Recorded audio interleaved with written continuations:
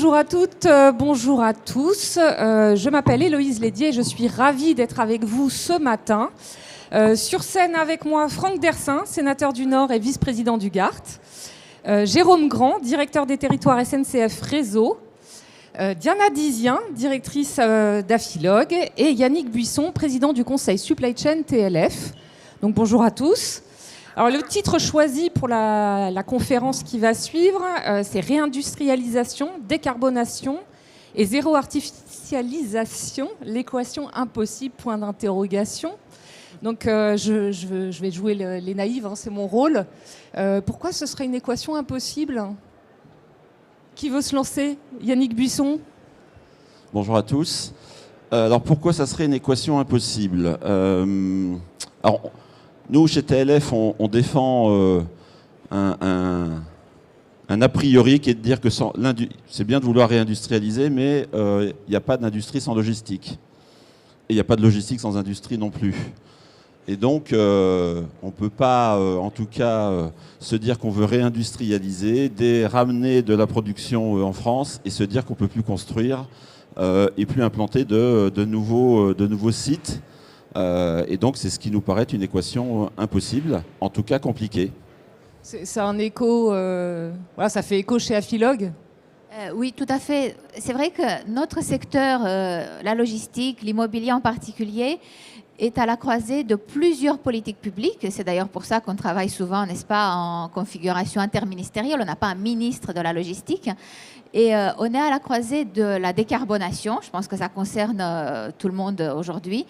De la réindustrialisation et aussi de la sobriété foncière. Donc quand vous mettez ensemble ces trois politiques publiques-là, que vous rajoutez là-dessus aussi la volonté de produire de l'énergie, vous arrivez à quelque chose qui n'est pas forcément simple, parce que quand vous réindustrialisez, au moins dans un premier temps en tout cas, vous carbonez votre économie. Donc il faut qu'on trouve une sorte de curseur entre ces politiques publiques et que nous, on puisse nous inscrire de manière cohérente à la croisée de ces politiques.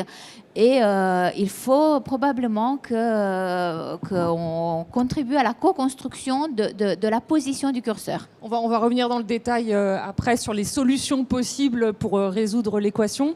Franck Dersin, même écho sur cette équation impossible ? Moi, le mot impossible ne fait pas partie de mon vocabulaire. Donc, non, il n'y a rien d'impossible. Alors, certes, je reconnais bien que les parlementaires dont je fais partie ont l'art de voter beaucoup de textes et trop de textes, et parfois des textes qui s'opposent. Il faut qu'on fasse un petit peu, je dirais, de nettoyage là-dedans. Mais bon, je ne suis fautif que depuis 6 mois, puisque je ne suis sénateur que depuis 6 mois. Et puis, moi, je suis de Dunkerque, sénateur du Nord, et nous sommes en train, nous, de réindustrialiser. Nous sommes en train de décarboner, donc c'est possible. Bon, le zéro artificialisation net, ça, c'est plus compliqué. Ça, il faut le reconnaître, mais on est en train de réussir.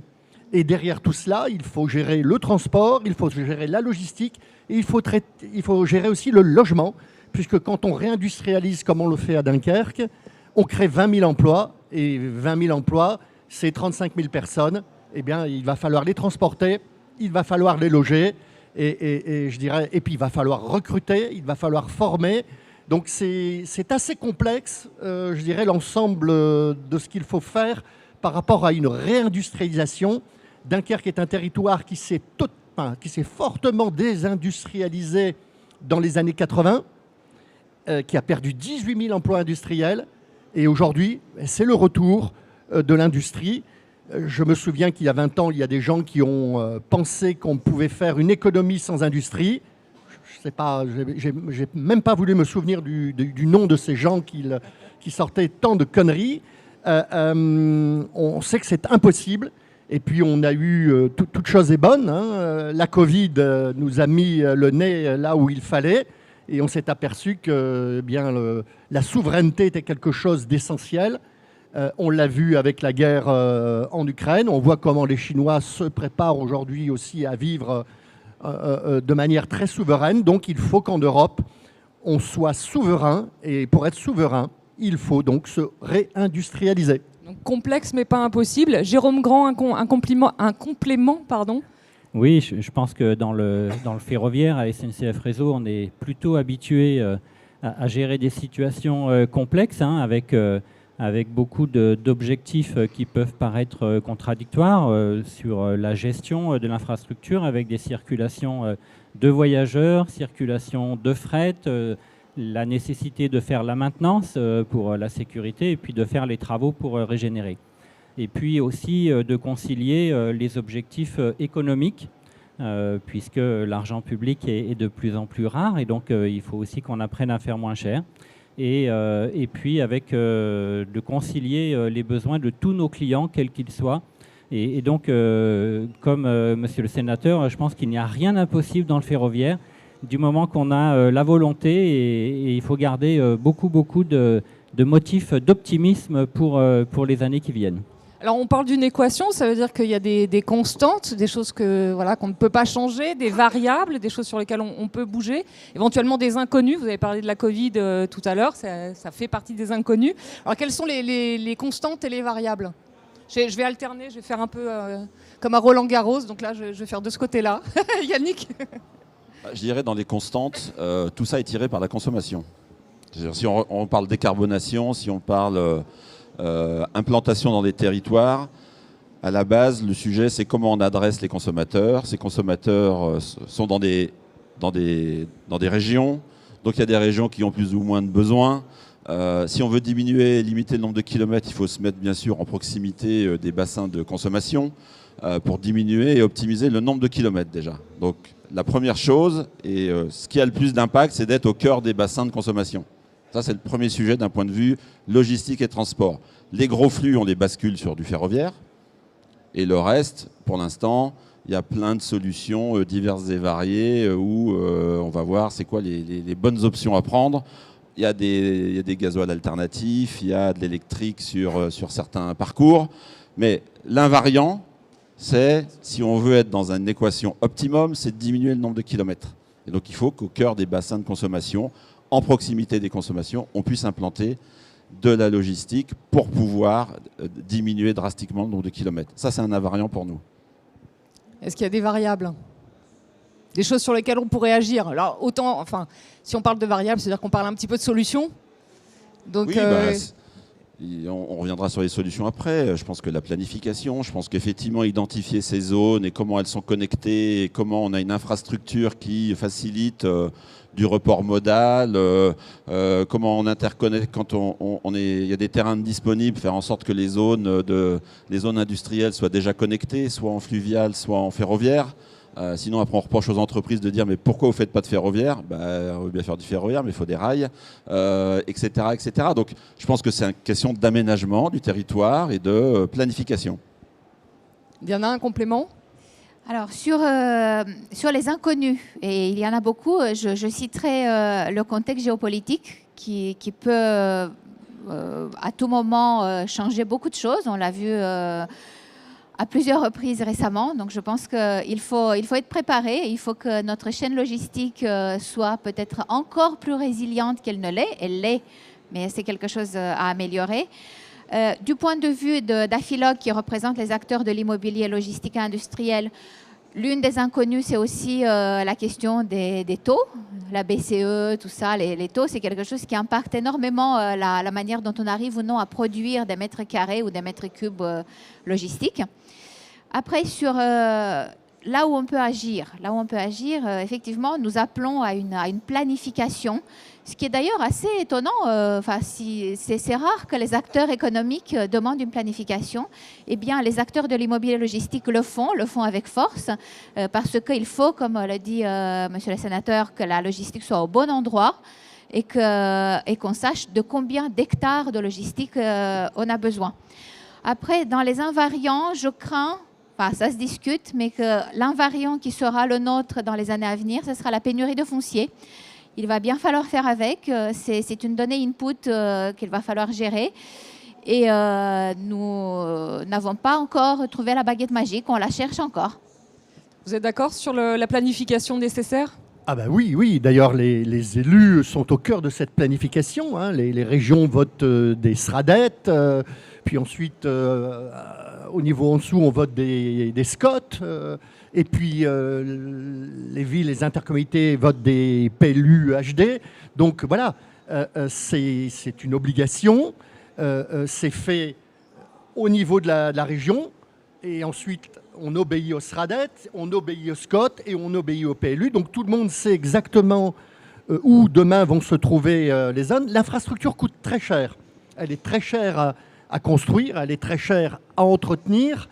Et donc on ne peut plus se permettre, comme on le faisait auparavant, d'aller planter des zones commerciales ou industrielles ou même de logistique n'importe où, parce que l'idéal, évidemment, c'est que sur cette zone logistique, il y ait à proximité la mer, quand c'est possible, ou une voie d'eau, le rail, l'autoroute, la route, l'échangeur. Et donc, évidemment, on ne peut pas faire ça partout. Il est clair maintenant que l'on va consommer beaucoup moins de terre. Moi, j'ai été maire 30 ans. Il y a 30 ans, je consommais énormément de terres agricoles et ça ne posait aucun problème. D'ailleurs, les agriculteurs tout jeunes faisaient la gueule, ils ne voulaient pas, mais les plus vieux, ils venaient nous trouver en disant achetez mon terrain, comme ça j'aurai une bonne retraite. Et ils voulaient vendre. Et c'était facile. Aujourd'hui, par exemple, je parle de ce que je connais à Dunkerque, il n'y a plus aucun terrain qui est constructible en logement s'il n'est pas au minimum à 400 mètres, si vous voulez, d'une ligne de bus. Voilà. Au-delà de 400 mètres de ligne de bus, on ne rend plus le terrain constructible parce que derrière, il faut mettre le logement, il faut mettre l'infrastructure routière, il faut mettre les réseaux derrière. Tout ça coûte très très cher.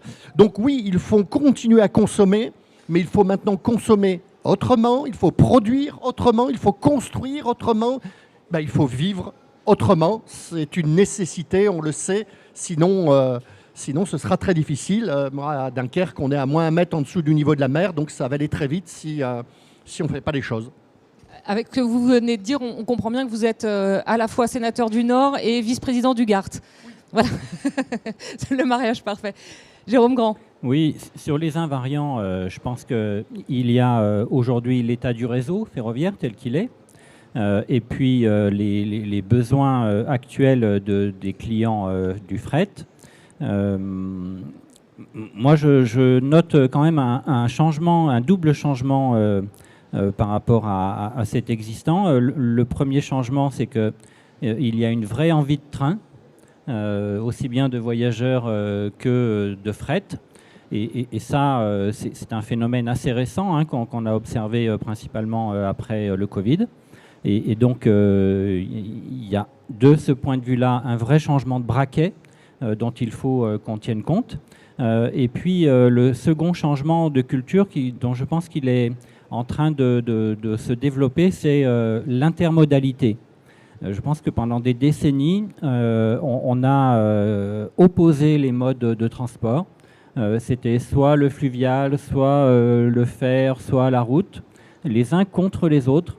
Et moi, je sens un besoin, et SNCF Réseau est pleinement dans cette dynamique-là, d'intermodalité, de concilier les modes de transport plutôt que de les opposer, parce qu'il faut qu'on arrive à trouver les solutions les plus performantes en termes de qualité de service et en termes de coût, pour répondre aux besoins très précis en termes de logistique et de fret. Et ce changement de culture, il est très très important parce que à opposer les modes de transport, on les affaiblit tous. Et quand on regarde les chiffres, en tout cas c'est très clair pour le fret, c'est un affaiblissement collectif en fait de tous les modes de transport. Et donc cette synergie, cette intermodalité, elle est vraiment à développer et je pense que c'est un des motifs d'optimisme qu'il faut qu'on ait. Tous, vous avez commencé à évoquer les grandes pistes de solutions, mais est-ce qu'il y a des exemples concrets qu'on pourrait donner pour montrer que, l'équation est certes complexe, mais pas impossible puisqu'il y a des pistes en cours. Diana, je crois qu'il y a un exemple. Oui, il y a un exemple que je trouve vraiment très inspirant, sinon exemplaire. C'est celui de la méthode qui a été retenue pour le comité d'axe Méditerranée-Rhône-Saône. Donc une coopération qui se met en place depuis 2 ans avec 3 régions impliquées, 3 préfets, une préfète préfiguratrice. Et donc dans ce cadre, on a en réalité fait un gros effort de quantification de la réindustrialisation, du nombre d'emplois, du nombre d'unités qu'on veut accueillir, une quantification des hectares de foncier qu'on met en place, une quantification aussi de l'énergie qu'il va falloir produire localement. Donc, non seulement on a rapproché les différentes politiques publiques, mais on a mis des chiffres en face. Et avec ces chiffres, on est allé voir les présidents des conseils régionaux. C'est là où il y a peut-être un pas de plus à faire, parce qu'il y a des scénarios aujourd'hui qui sont sur la table de ces présidents et qui doivent faire un choix justement entre est-ce qu'on veut plutôt pousser le scénario retenu vers une industrialisation plus et donc une décarbonation peut-être un peu plus faible. Est-ce que c'est le contraire? Aujourd'hui, l'exercice quantitatif est fait. Il faut faire désormais le choix politique.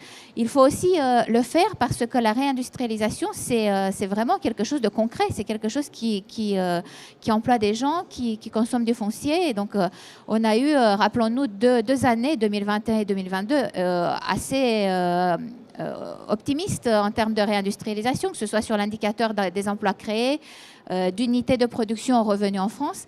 2023 est une année un petit peu en demi-teinte, donc on est sur beaucoup moins d'emplois créés et d'unités relocalisées que les 2 années précédentes. Donc si on veut vraiment aller vers une véritable industrialisation concrète, il faut quantifier. Oui, c'est ça, c'est l'élément principal, c'est la donnée, c'est le chiffre qui permet de prendre des décisions derrière. Oui, à titre d'exemple, parce que ni une usine ni un entrepôt ne pourront se faire en lévitation. On n'a pas encore. On travaille sur l'entrepôt du futur, l'entrepôt de demain, mais il y a toujours un ancrage foncier qui est là, qui est foncier, qui est aussi un ancrage vis-à-vis des infrastructures. Donc tout ça, c'est vraiment le réel auquel on doit se confronter.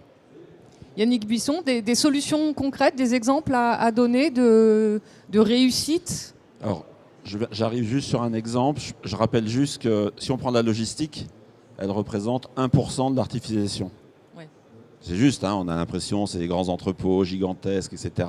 Probablement, à aujourd'hui, c'est 1% de la totalité de l'artificialisation. Ça, c'est le premier point. Deuxième, on peut regarder des voisins, puisqu'on est quand même dans une compétition européenne, quand on parle de réindustrialisation et de logistique. Autant il y a des flux alimentaires qui sont quand même très locaux, circuits courts de plus en plus, autant il y a des flux non alimentaires qui sont européens, voire mondiaux. Donc on est dans une compétition européenne. Donc c'est bien de regarder aussi ce que font les autres. Et donc dans les bonnes pratiques, ou en tout cas dans des pratiques... on a les Pays-Bas et l'Allemagne qui ont depuis beaucoup plus longtemps que nous une culture de la planification des flux, de la logistique, des zones, de l'interconnexion à des infrastructures, des corridors. Donc je pense qu'effectivement on peut regarder, je ne vais pas dire qu'il faut copier-coller, en tout cas on peut s'inspirer et regarder de cet exemple-là. Et puis le troisième sujet, c'est, je pense qu'il faut qu'on change l'appréciation qui est faite de tous ces sujets industriels et logistiques. Aujourd'hui, les entrepôts peuvent contribuent de plus en plus au verdissement, à la production d'électricité, à leur environnement. Et il faut voir ça comme un des éléments d'infrastructure d'un territoire, plutôt qu'un problème futur. Ça, c'est une image à changer auprès du grand public et des élus. C'est ça? Auprès de tout le monde, en particulier auprès du grand public, parce que nos élus écoutent le grand public, et c'est normal, c'est clair. Hein, le vendredi sur le marché ou le samedi sur le marché, on parle des futurs entrepôts qui vont s'implanter. Donc, non, mais il y a bien sûr, est-ce que l'emploi est toujours un sujet? Des fois, on se pose la question. Voilà, vous arrivez avec un entrepôt qui va créer 200, 300, 500 emplois. Bon, est-ce que ça fait rêver? Je trouve que de moins en moins. Donc est-ce que c'est toujours un critère ou pas de créer des emplois? Ça ne veut pas dire que quand on crée des emplois, il faut faire n'importe quoi. Ça veut aussi dire que quand on crée des zones industrielles, il faut penser aux accès. Sinon, effectivement, la circulation devient un problème. Donc, c'est un mix de tout ça, d'images. Donc, nous, dans la profession, on essaye d'ouvrir les portes de nos entreprises, de nos entrepôts, pour montrer vraiment ce qui s'y passe, pour éviter d'être caricaturé, comme on peut l'être régulièrement. Et puis ensuite, il faut que quand on crée des zones industrielles, on pense aux accès, on pense à la vie sur la zone, une fois qu'il y aura de l'activité. Il y a un exemple concret à donner?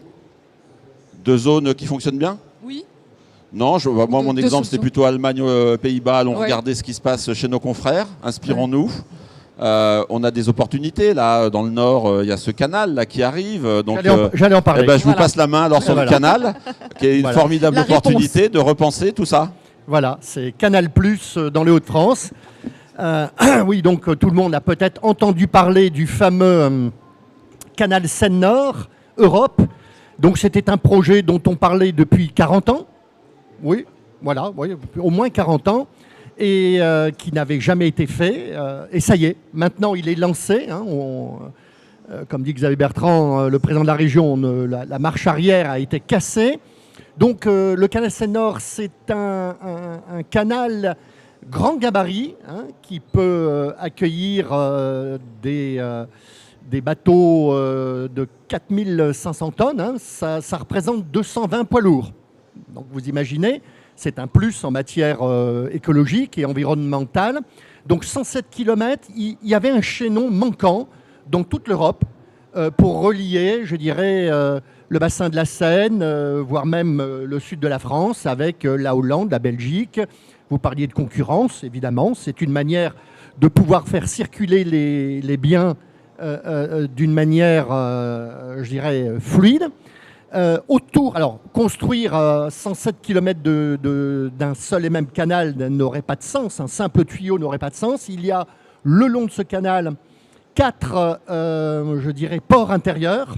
Il y en a un tous les 25 km. Ça totalise 350 hectares. Donc, je dirais les fameux 350 hectares de ces ports, tout comme les 3500 hectares du canal Seine-Nord, sont évidemment sortis du calcul du ZAN, parce que ça représentait 90% des possibilités, je dirais, de la région des Hauts-de-France. Et puis ce sont des projets, Canal Seine-Nord, c'est un projet qui est financé, projet de 5,5 milliards d'euros, qui est financé à 50% par l'Europe. Donc ce sont des projets d'infrastructures européennes. Sur le port de Dunkerque, il y avait 3000 hectares de terrain disponibles. Il faut bien vous dire que vous allez de Rotterdam jusqu'au sud de l'Espagne, il n'y a plus aucun endroit en Europe où il y a 3000 hectares de disponibles.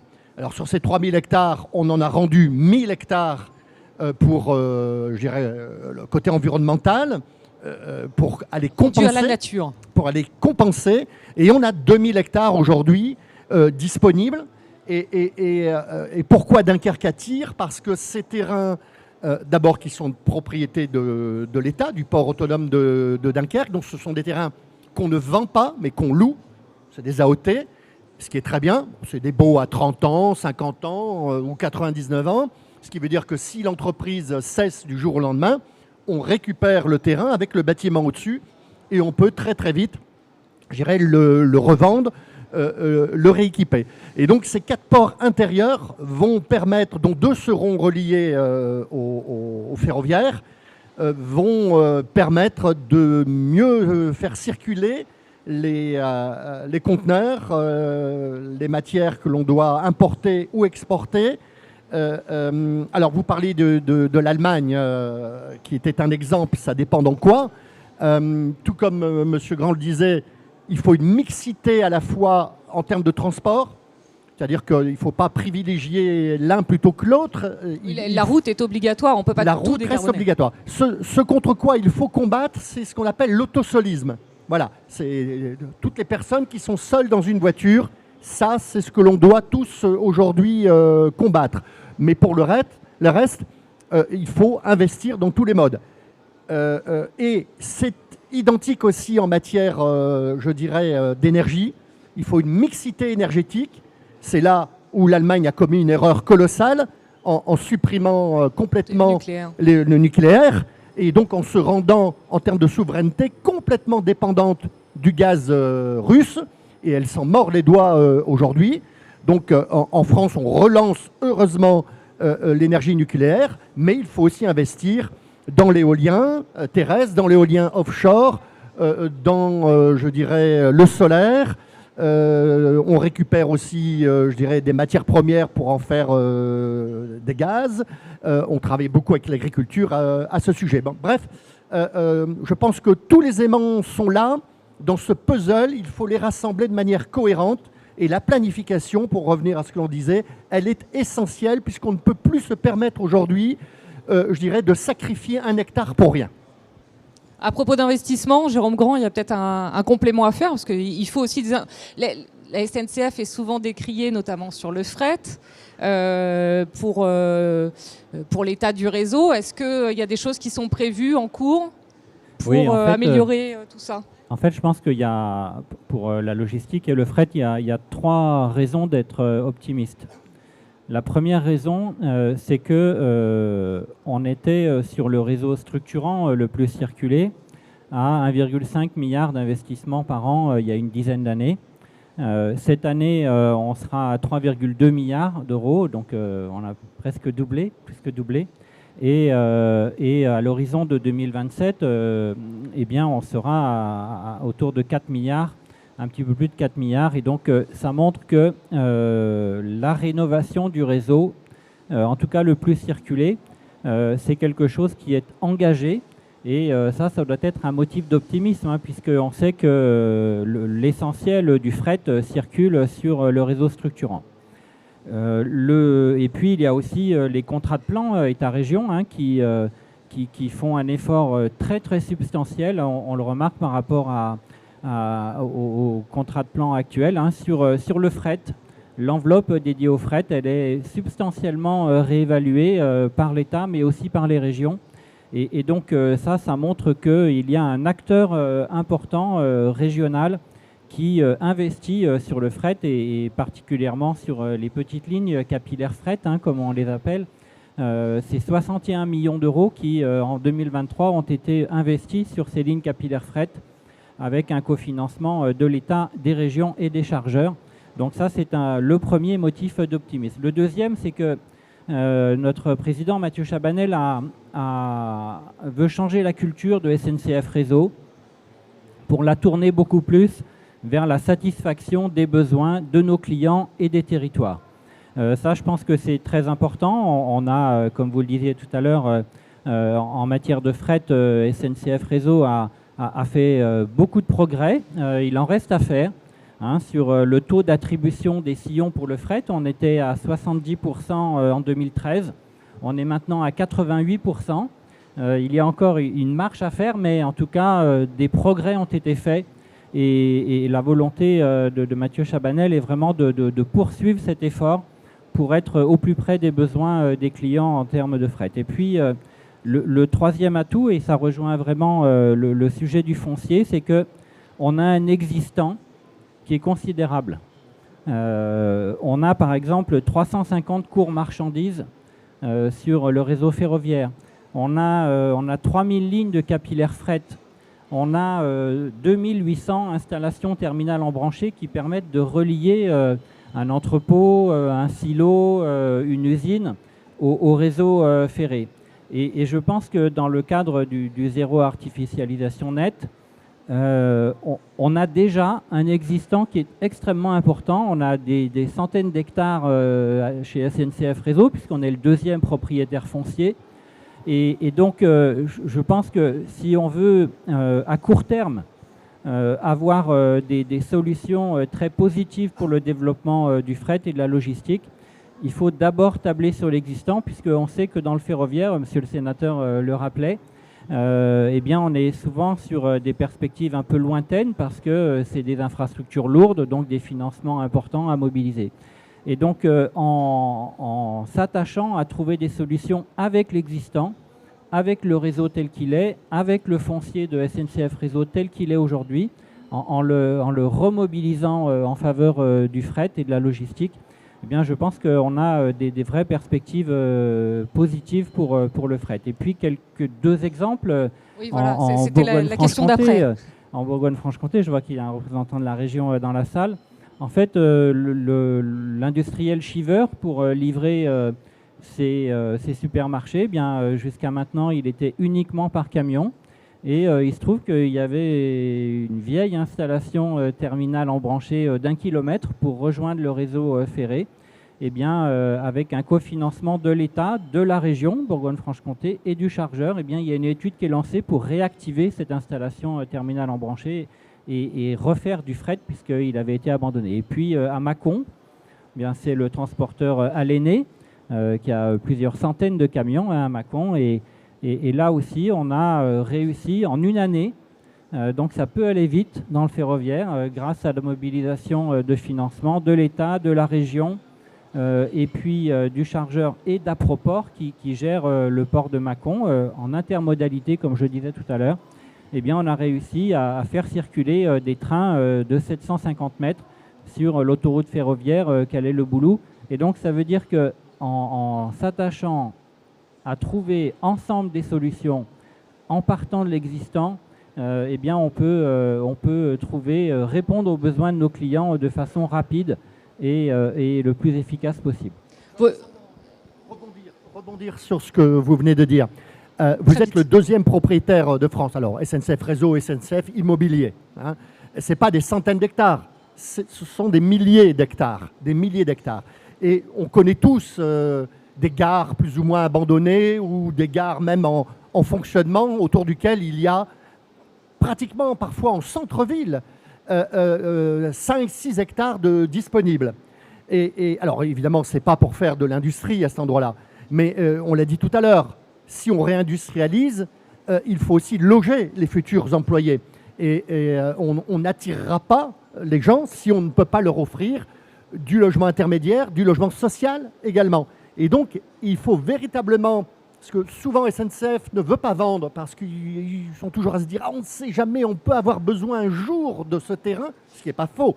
Mais il y a quand même là, si vous voulez, énormément de terrains qui sont déjà artificialisés et qui sont libres pour de la construction de logements et de petits commerces en centre-ville. Si on connaissait l'actionnaire. C'est l'État. Pour le contacter. C'est l'État. Et d'ailleurs, des fois, on engueule SNCF Réseau, mais il ne faut pas engueuler SNCF Réseau. Il faut engueuler l'État, parce que si malheureusement, on n'est pas en capacité aujourd'hui de pouvoir suivre en termes de fret ferroviaire, on n'a pas suffisamment de sillons, c'est parce qu'on parle d'autoroutes ferroviaires depuis 30 ans, mais on ne les fait pas. Et si on ne les fait pas, c'est parce qu'on ne donne pas les moyens à SNCF Réseau de pouvoir le faire. Voilà. Mais on a 3 000 milliards d'endettement en ce moment. Hein, donc, voilà. En tout cas, tous les deux, vous avez quand même un discours assez optimiste. Est-ce que vous sentez le même optimisme Alors, on n'a pas fait exprès de dispatcher, mais là, du coup, il y a la profession, il y a plus le public de ce côté-là.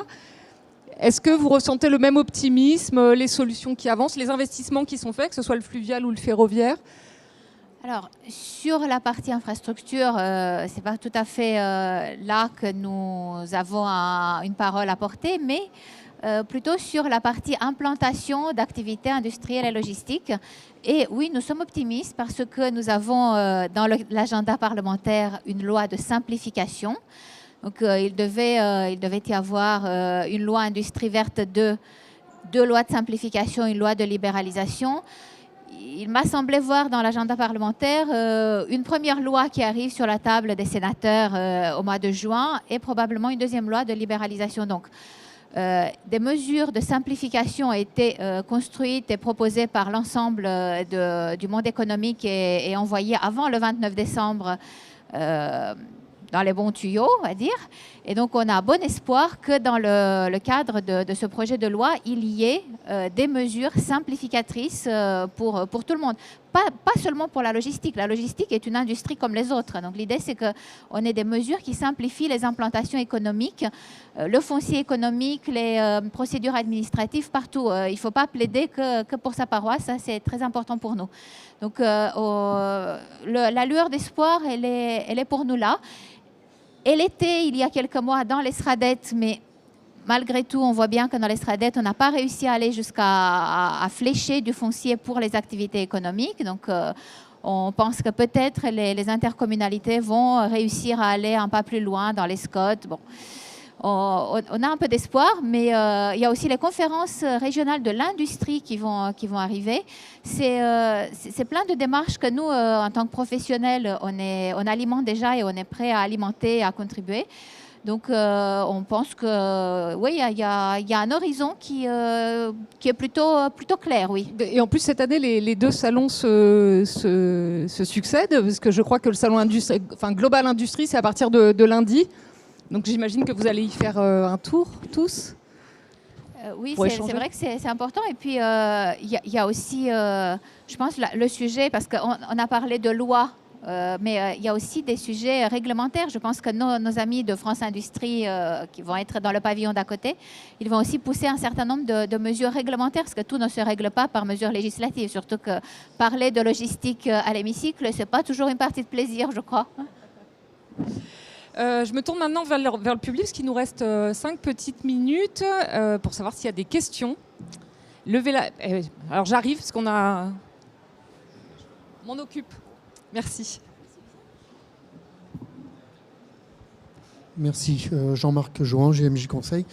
Moi, j'avais une question, et notamment en prenant l'exemple de Dunkerque, c'est-à-dire que c'est un espace stratégique au niveau réindustrialisation, décarbonation. Et ma question, c'était de savoir la compensation. Aujourd'hui, si on prend l'exemple de Dunkerque, elle ne peut se faire quasiment que sur du terrain agricole qui est très fertile. Et ma question, c'était de savoir, est-ce qu'on peut envisager ou est-ce envisageable de compenser ailleurs que sur un périmètre autour d'un territoire qui est stratégique à plus d'un égard et éventuellement compenser dans la région ou au niveau national, on va dire, même si c'est peut-être politiquement incorrect de le dire, sur des territoires qui sont peut-être moins stratégiques. Alors, oui, simplement rappeler qu'en matière de décarbonation, vous savez qu'on a l'usine d'ArcelorMittal à Dunkerque. Elle produit à elle seule 22% des gaz à effet de serre industriels de toute la France. Je ne sais pas si vous imaginez. Il y a là maintenant 1,7 milliard d'euros qui sont investis par l'État, par la région et par ArcelorMittal pour faire en sorte que d'ici 8 ans, on l'espère, les fours qui fabriquent de l'acier soient tous électriques. Donc ce qui va réduire mais à 85% ces gaz. Et la même chose sera faite du côté de Marseille à Fos-sur-Mer qui, elle aussi, produit plus de 20%. Donc les deux usines d'acier, c'est plus de 40% des gaz à effet de serre industriels de toute la France. Voilà. Donc on va électrifier et c'est important de le dire. Alors la compensation, elle ne peut pas se faire, je dirais, sur l'agricole, compte tenu des débats et des manifestations qui ont eu lieu. Ça va être très compliqué. Et il faut le faire dans la région elle-même. Sinon, je dirais, on empêche les autres régions de se développer industriellement et ça n'est pas tout à fait possible. Mais oui, on a des solutions. Par exemple, dans le Dunkerquois, on a plus de 900 hectares de dunes aujourd'hui qui ne sont pas, je dirais, aménagées et que l'on peut, je dirais, rentrer dans la compensation et donc ne pas utiliser de terres agricoles. Donc on travaille là-dessus pour répondre à votre question. Y a-t-il une deuxième question? Oui, bah, j'arrive.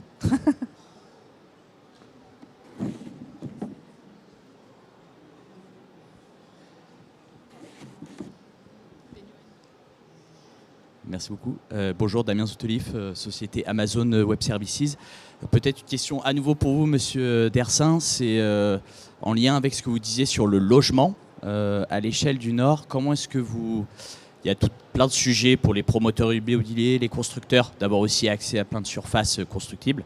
Comment est-ce que vous arrivez à trouver un équilibre entre la réindustrialisation, les demandes des logisticiens, des industriels Et en même temps, aujourd'hui, par exemple, le neuf, on est un peu à l'arrêt, il y a une volonté de construire à nouveau. Voilà, un peu cette notion d'équilibre. Alors oui, il y a une crise du logement très importante. Alors, je rappelle que donc moi j'étais vice-président de la communauté urbaine de Dunkerque, je ne le suis plus puisque je suis sénateur, et que donc je travaillais main dans la main avec Patrice Vergrit, qui était ministre du Logement il y a encore peu de temps et qui est maintenant le ministre des Transports. Donc c'est des sujets qu'on connaît bien. J'ai moi-même été, il y a plus de 20 ans, chef de cabinet d'un ministre du Logement et de la Ville. Dans le projet dunkerquois, beaucoup de choses sont pensées déjà depuis longtemps. Donc actuellement, on a la capacité à construire sur Dunkerque, sans aucune artificialisation des sols, 12 000 logements. Voilà. Mais ça ne suffira pas, puisque 20 000 emplois créés, c'est plus de 35 000 personnes. Donc on va aussi construire du côté de Calais, du côté de Saint-Omer, du côté d'Hazebrouck, et même, je dirais, du côté de Lille. Mais il va falloir transporter. Et j'en profite pour passer un message. Avec Patrice Vergrit, on a eu une idée qui était de créer des usines sans parking. Donc là, on est en train de créer deux usines Gigafactory. Chacune a acheté 150 hectares. 150 hectares. Chacune va employer entre 2500 et 3500 personnes en direct. Et donc, on est en train, là, avec évidemment les investisseurs, de faire en sorte que sur une usine de 3000 salariés, il n'y ait pas plus de 150 places de parking. Donc, vous imaginez qu'en faisant cela, on économise beaucoup de terrain, on artificialise beaucoup moins. Mais vous allez me dire, comment les gens viennent? Eh bien, c'est là, je dirais, l'organisation qu'il faut trouver. Il faut loger un certain nombre de gens le plus proche possible des usines, évidemment, et il faut les transporter. Et donc, Dunkerque est l'une des premières grandes villes, grandes agglomérations à avoir fait le bus gratuit. Et donc, on va travailler avec le département et surtout avec la région. J'étais vice-président de la région chargée des transports auparavant, pour faire en sorte de ramener avec des cars sur des points nœuds dans le périmètre de la communauté urbaine, les milliers de salariés le matin qui seront ensuite transportés par les bus de la communauté urbaine gratuitement, de manière à ce que l'on lutte là sur l'autosolisme et qu'on limite au plus possible, je dirais, l'artificialisation des sols. C'est un pari, ça n'a jamais été fait. Ça surprend quand on en parle, surtout aux industriels, mais ils jouent le jeu. Et on avance bien. C'est surtout qu'il faut bien préciser que c'est parking pour les voitures, mais pas les parkings poids lourds qui livrent. Non, oui. Évidemment, pour la logistique, une usine sans parking, c'est pas pratique. Parkings. Donc voilà. Les camions auront la place qu'il faut. Mais vous le savez bien, vous le voyez bien, quand vous vous baladez dans les usines, il y a des parkings gigantesques. Et d'ailleurs, demain, il va falloir, par rapport à tout ce qu'on a dit, penser également, puisqu'on va combattre l'autosolisme et qu'on va multiplier les transports en commun, eh bien, les énormes parkings des grands centres commerciaux, eh bien, je dirais, ils seront trop grands demain. Donc, c'est aussi des terrains d'artificialisation qu'on pourra utiliser pour construire des logements tout proches des commerces et limiter là aussi l'autosolisme. Alors, c'est vrai que les élus sont confrontés à cet arbitrage logement, usine, logistique, mais en fait, les professionnels de la logistique subissent aussi l'arbitrage. Et il y a des arguments aussi à donner, ce que disait Yannick Buisson, de redorer un petit peu l'image de ces métiers qui ne font que suivre la demande, qui répondent à une demande. Voilà. On arrive au bout. Simplement, je parle beaucoup, excusez-moi, mais on organise, oui. C'est vrai que l'industrie... il faut convaincre pas simplement les jeunes, il faut convaincre les parents. Donc on organise, par exemple dans l'agglomération dunkerquoise, mais dans toute la région des Hauts-de-France, des centres d'emploi, si vous voulez, avec toutes les entreprises, et on invite les parents pour leur faire découvrir ce que sont aujourd'hui les nouveaux emplois de l'industrie. Voilà, c'est très différent. Moi je me souviens, j'ai 60 ans, quand je travaillais mal, on me disait t'iras bosser à Usinor, t'iras bosser à l'industrie. Donc c'est, mon Dieu, non, surtout pas. Voilà.